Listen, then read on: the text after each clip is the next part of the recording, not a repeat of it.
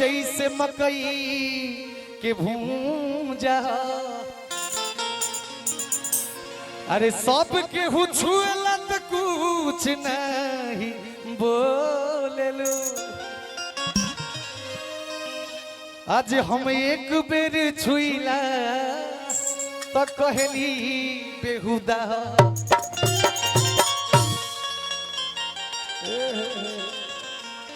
अरे कि नजरिए हया भौकाल बनावत तरू। अरे कि नजरिए हया कि नजरिए कया। अरे कि नजरिए हम मौती नजरिए सजा। कि नजरिए नजरी के अरे नजरी से मिला बेला। अरे कि नजरिए के मारल के हूँ बचियो न पावेला।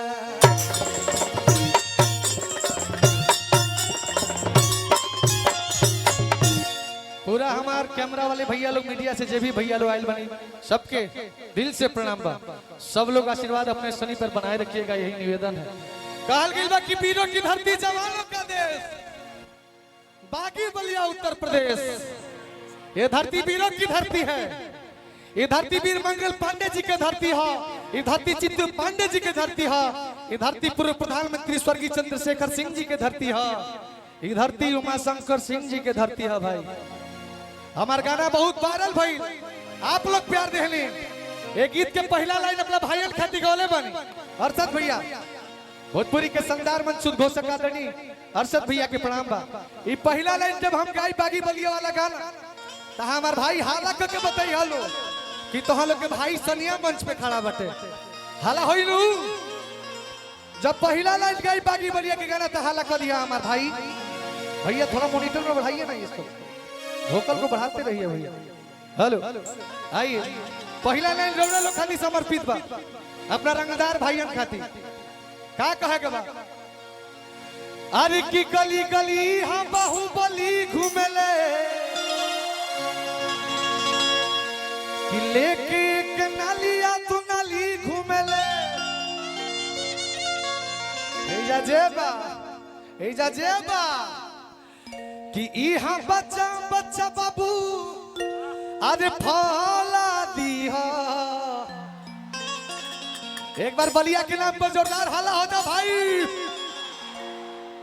अरे जिया सबके स्वागत करे के बा अपना घर में। सब कलाकार आई सनी से जे बा सब सुपरस्टार कलाकार होता तो हमार भाई सब के स्वागत करे के बा।